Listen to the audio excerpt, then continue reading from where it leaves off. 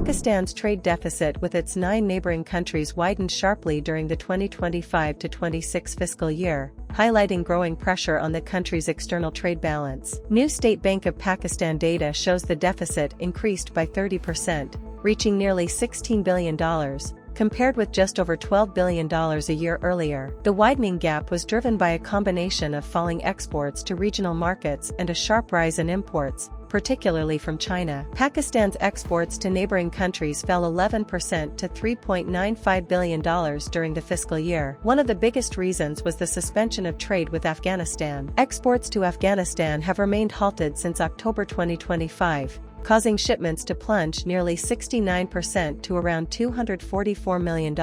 Imports from Afghanistan also fell almost 75%. Exports to Bangladesh declined by more than 9%, while shipments to Sri Lanka dropped almost 23%, adding further pressure on Pakistan's regional trade performance. In contrast, exports to China, Pakistan's largest regional trading partner, rose 8.4% to $2.68 billion.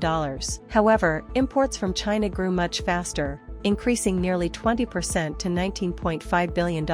China alone accounted for 98% of Pakistan's imports from neighboring countries and around 68% of its regional exports. Trade with India remained limited. Although exports more than doubled in percentage terms, they increased only marginally in value to just under $3 million.